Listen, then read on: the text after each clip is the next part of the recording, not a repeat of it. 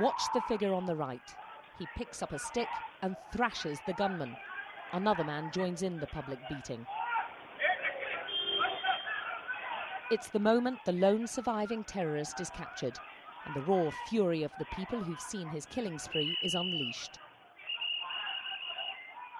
He's lying on the floor, obviously injured, but they haven't finished with him yet. There's confusion. The scale of the attacks aren't yet known. He's asking, were 2 policemen killed? They didn't realise it then, but the man on the ground is the vital link to Mumbai's worst terrorist atrocity. A short while earlier, the gunman and his partner had wrought mayhem, and one man watched it all and lived. This is the entrance where I spotted the gunmen from. With only his camera, photographer Sebastian D'Souza tracked the terrorists through the railway station and witnessed their deadly work. They were right there, okay? 2 gunmen were spraying travellers with bullets, and Sebastian kept on snapping. You see that? Then he stepped, that man standing there.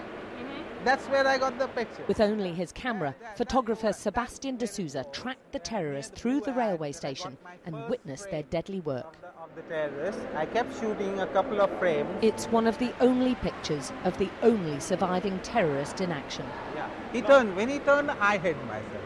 You know, I just went in a little and I looked back. The 2 guys were going across this train.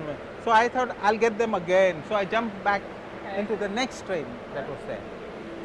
Yeah, I went through this train and I came to this one. Yeah, it was this one that I came to. And it was from here that I got them at the corner of this train, you know. Both the guys met. And this is, they exchanged, you managed to get 2 yeah. of them. Yeah. And they exchanged some couple of words or something. But they were speaking, and then the guy dropped his bag. I think it was empty. There was no ammo in it. So he dropped his bag and they moved forward and kept firing from their hips.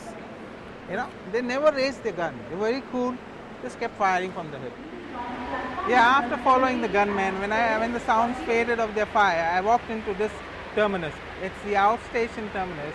When I came here, I saw lots of people shot dead, just lying there, nobody caring for them. All around him, they were dead and dying. Around 80 people in all, while the gunman ran off to carry on killing around Mumbai.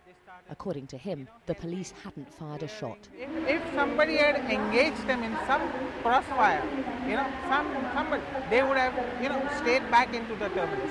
When then the other policemen backup could have come up, and you could have, you know. Instead, the massacre went on before one was eventually killed and his partner arrested, their only captive.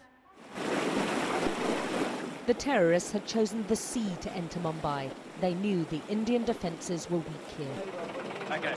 Both the hotels chosen by the gunmen are on the seafront. This is the Oberoi Trident and then the Oberoi. Is that right? Vulnerable and easy targets. All the terrorists needed to do was land and launch their attacks. The past week's events have dramatically highlighted just how lax the Indian marine security is and just how inadequately protected this vast coastline is from infiltration by the sea. The terrorists arrived in small boats, a group of 10 of them, in front of the gateway to India. All they had to do was walk up the ramp and they were in front of the city's most spectacular hotel, their prime target. And India's worst terrorist incident had begun. Alex Crawford, Sky News, Mumbai.